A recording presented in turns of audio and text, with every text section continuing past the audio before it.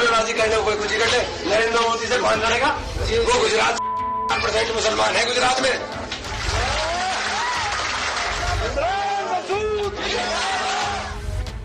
सहारनपुर से कांग्रेस सांसद इमरान मसूद के खिलाफ 2014 लोकसभा चुनाव के दौरान दिए गए एक विवादित बयान के मामले में कानूनी प्रक्रिया तेज हो गई है। ये मामला तब शुरू हुआ जब इमरान मसूद ने बीजेपी नेता और तत्कालीन प्रधानमंत्री पद के उम्मीदवार नरेंद्र मोदी के खिलाफ एक रैली में बेहद आक्रामक बयान दिया था।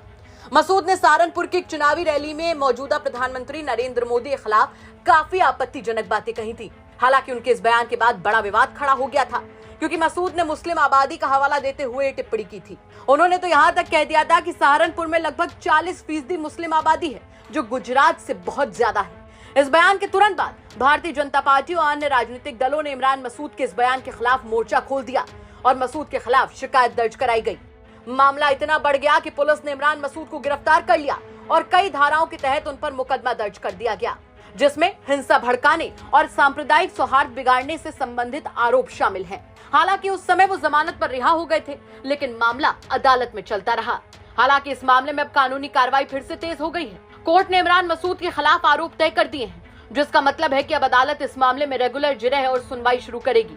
इस मामले को लेकर सरकारी वकील गुलाब सिंह ने बताया कि मसूद पर गंभीर आरोप है और अगर उन्हें दोषी ठहराया जाता है और सजा 2 साल या उससे ज्यादा की होती है तो उनकी संसद सदस्यता भी खत्म हो सकती है। भारतीय संविधान के तहत अगर किसी सांसद को 2 साल या फिर उससे ज्यादा की सजा सुनाई जाती है तो उसकी संसद सदस्यता बाय डिफॉल्ट ही खत्म हो जाती है।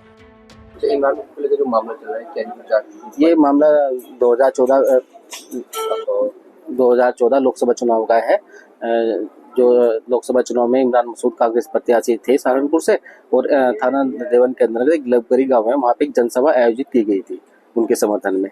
तो जैसे ही इमरान मसूद ने वहाँ पे जनसभा की तो वहाँ पे एक आपत्तिजनक भाषण दिया गया उनके द्वारा, जिसमें नरेंद्र मोदी के माननीय जो हमारे देश के प्रधानमंत्री हैं उनके बारे में आपत्तिजनक भाषण दिया गया कि अगर नरेंद्र मोदी सहारनपुर में आए तो उनकी बोटी बोटी कर दी जाएगी।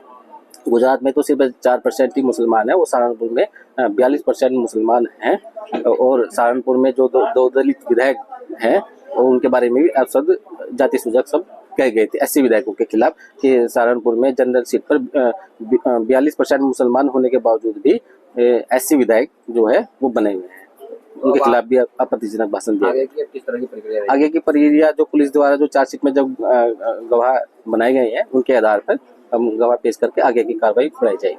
तो जैसे फिलहाल इमरान मसूद जो है मौजूदा सांसद भी है, क्या फर्क पड़ सकता है?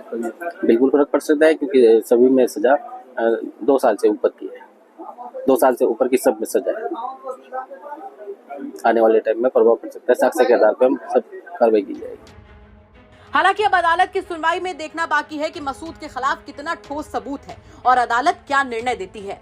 अगर उन्हें दोषी पाया जाता है और 2 साल से ज्यादा की सजा सुनाई जाती है तो न केवल उनके राजनीतिक करियर के लिए एक बड़ा झटका होगा, बल्कि कांग्रेस पार्टी के लिए भी ये फैसला काफी नुकसानदायक साबित हो सकता है।